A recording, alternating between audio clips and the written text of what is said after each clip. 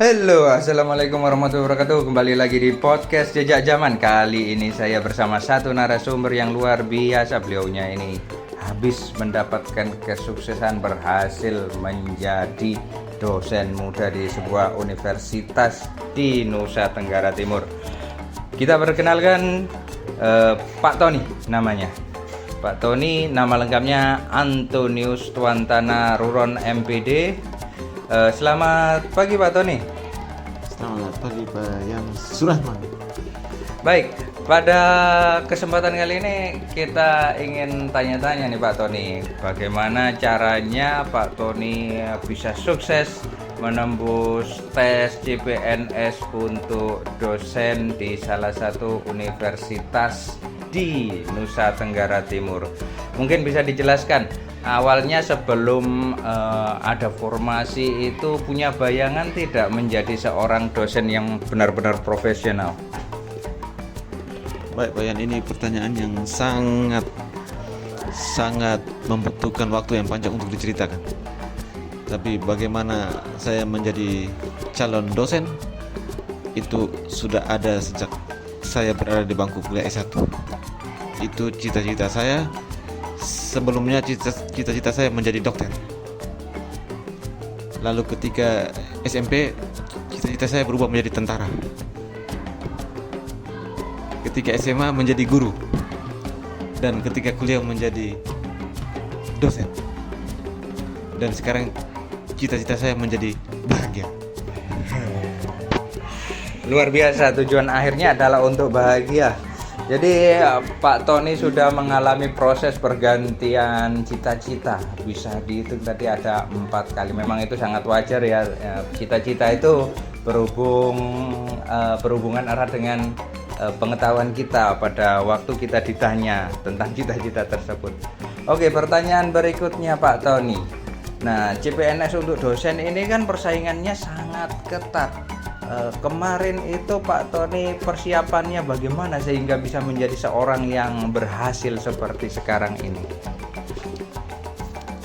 Sebelum saya cerita tentang persiapannya Pak Yan, ternyata persaingan menjadi dosen itu tidak seketat menjadi guru.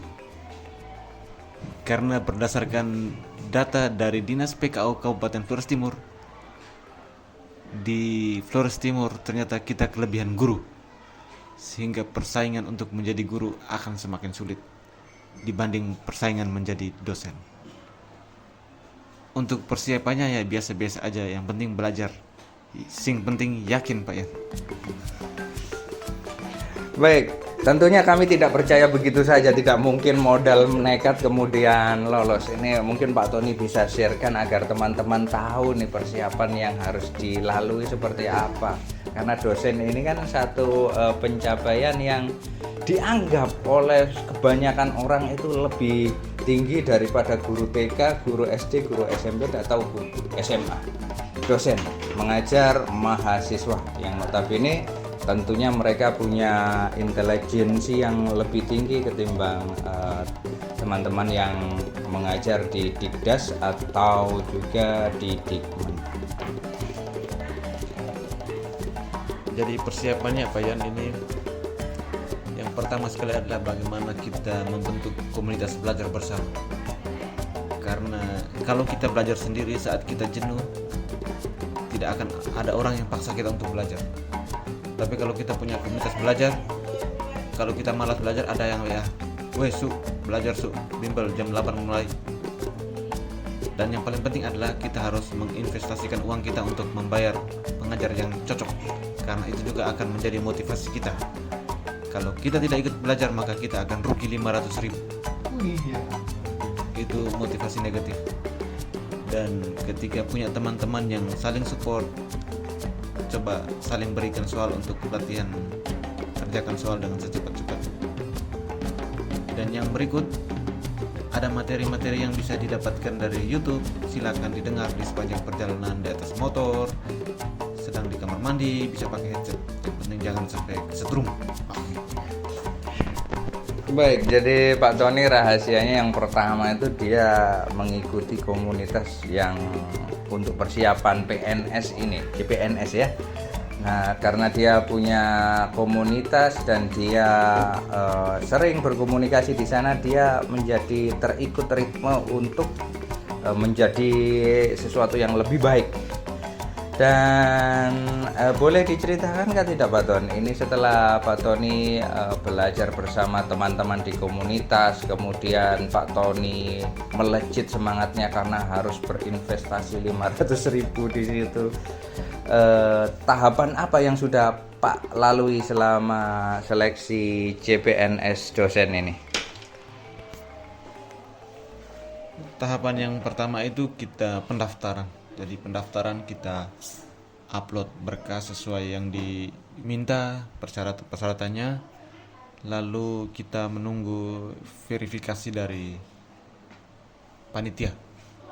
Setelah itu ada pengumuman kelulusan administrasi. Kita menunggu jadwal untuk seleksi kompetensi dasar. Ada 3 jenis tes kalau tidak salah, dan masing-masing punya passing grade-nya sendiri-sendiri. Ada tes wawasan kebangsaan, tes karakteristik pribadi, dan tes analitis kalau tidak salah, yang ada matematika.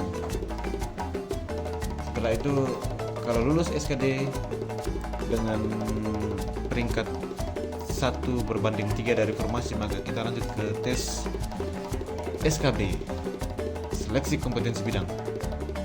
Kami kemarin dimulai dengan wawancara, setelah itu micro teaching, lalu ada CBT lagi di terakhir.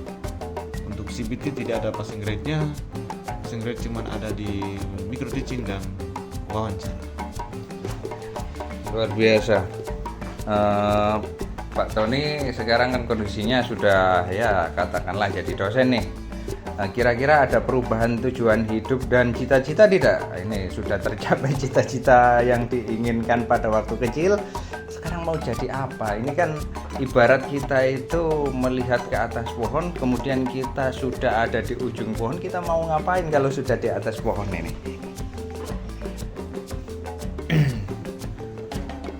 Pertanyaannya yang sangat sulit Pak Yan. Sekarang kita sudah jadi dosen, kita mau jadi dosen yang baik dan sukses. Luar biasa ya. Jadi Pak Tony ingin berkembangnya melebar mengembangkan apa yang bisa diperbuat dan disumbangsikan sebagai dosen. Baik, ini pertanyaan pamungkas Pak Tony. Apa yang bisa Pak sampaikan untuk teman-teman yang sementara berjuang untuk menjadi dosen seperti Pak Tony? Untuk teman-teman yang sedang berjuang, jangan lupa belajar sesuai dengan gayamu masing-masing, dengan cara yang santai, rileks, dan menyenangkan, agar semua persiapan itu dilakukan dengan senang hati, maka ilmunya dapat kita rekam dengan baik. Jangan belajar di keadaan yang terpaksa, dengan keadaan yang capek, lelah. Saya kira prioritaskan, kalau memang ingin ke sana ya prioritasnya ke sana. Jangan sampai prioritasnya memancing tapi ingin jadi dosen, prioritasnya ojek tapi ingin jadi dosen. Jadi kalau ingin jadi dosen, prioritaskan saya ingin menjadi dosen dan lakukan apapun supaya bisa menjadi dosen. Oke, dan kalau ingin pergi memancing, silakan mancing dan pulang kembali dan belajar. Terima kasih Pak Tony, diskusi yang luar biasa, kita mendapatkan banyak hal yang menarik. Demikian teman-teman podcast kita pada kesempatan hari ini. Kita jumpa pada podcast Jejak Zaman selanjutnya.